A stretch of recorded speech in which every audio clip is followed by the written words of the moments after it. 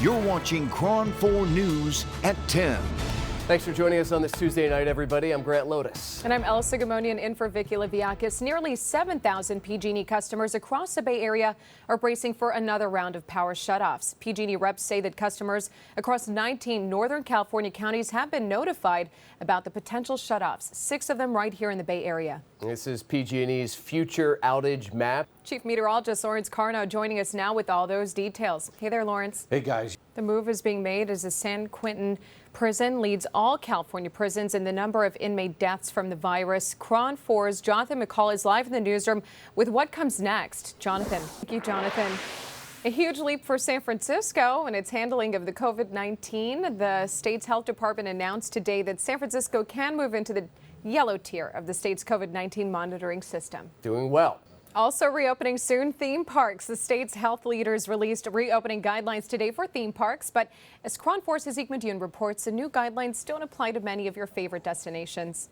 A lot of people waiting for this one. The state's newly released guidelines also allow fans back into stadiums for live sporting events. But one Bay Area county is pushing back, and it's the county that really matters for a lot of sports fans. KRON 4's Dan Kerman explains. Sonoma County is expanding free COVID-19 testing to residents. It opened up a pop-up testing site today at Andy's Unity Park in the Moreland neighborhood. It's one of the communities with a huge Latinx population and a high number of coronavirus cases. The testing sites will be held at different locations. You can find the full schedule on our website, kron4.com. Free COVID-19 testing is also available at the Union City BART station. BART has teamed up with Bay Area Community Health for the tests at the station. It's open Monday through Wednesday from 9 a.m. until 4 p.m. Walk-ups are welcome, but appointments are preferred, and you can find a link to make an appointment again on our website, kron4.com. After their first debate turned chaotic, we are learning about new rules for the upcoming event. The Presidential Debate Commission says President Trump and Joe Biden will have their microphones cut off while their rival delivers their opening 2-minute answer to each debate topic. The 90-minute debate in Nashville, Tennessee will be divided into 6 15-minute segments. NBC's Kristen Welker will moderate. You can watch Thursday's presidential debate right here on KRON 4. Our coverage begins with the live debate at 6 p.m. After that, stay with us for our analysis from political experts at 7:30. That will be hosted by Inside Bay Area Politics' Catherine Heenan. But those record numbers do come with some questions from voters. KRON 4's Noel Bello explains. In major world news, a truce has been broken and the war between Armenia and Azerbaijan reignited today over the separatist territory of Nagorno-Karabakh.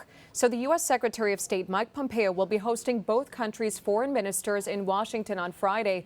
Clashes continued despite 2 attempts at a ceasefire. The land was gifted to Azerbaijan by the former Soviet Union. A majority of its residents are indigenous Armenians.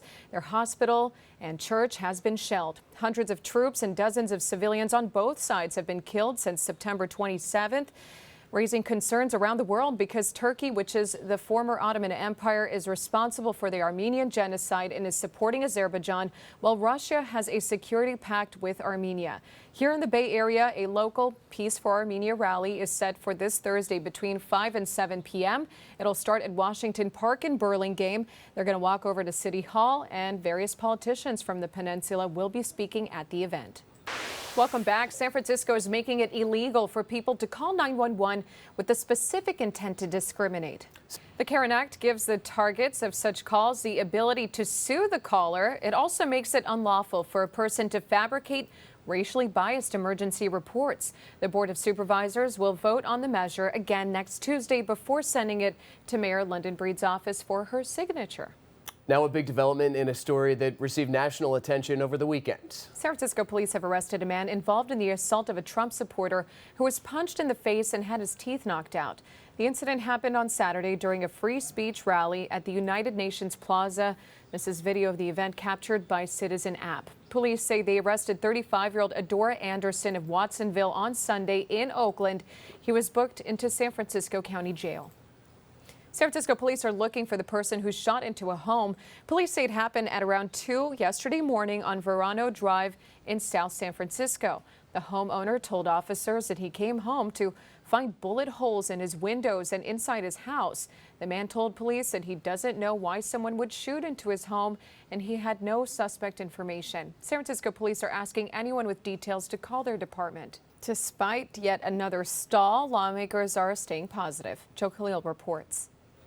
Industry analysts say there's no question that this move by the Justice Department has political subtext.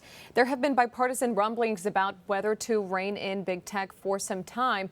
Elizabeth Warren, for example, put up billboards on the subject in Silicon Valley. So this lawsuit against Google could lead to a much bigger conversation.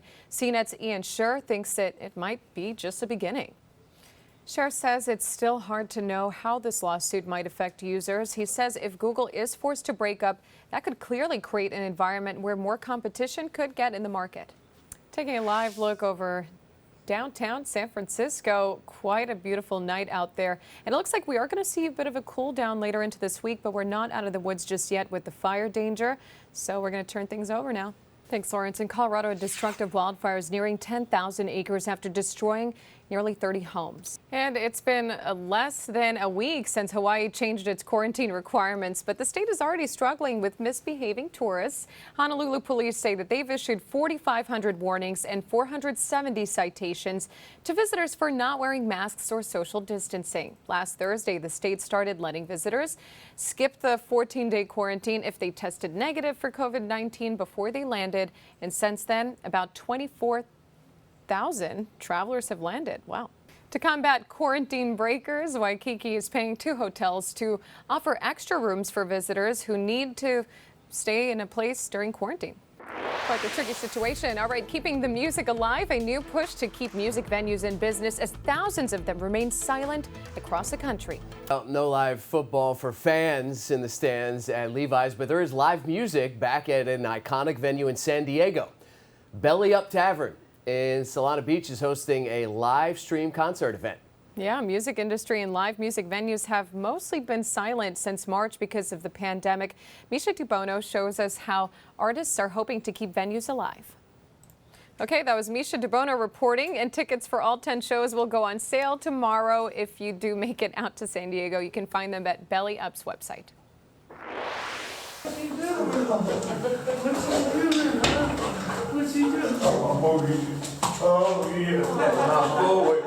Now to this adorable reunion, 200 days in the making. This video captured the moment a Texas man reunited with his lost dog, Blue, in Tennessee.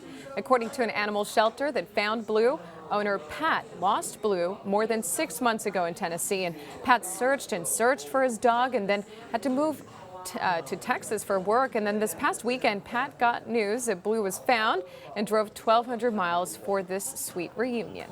Oh, that is adorable. And this is just kind of funny. A pair of raccoons were caught breaking into a bank in Redwood City this morning.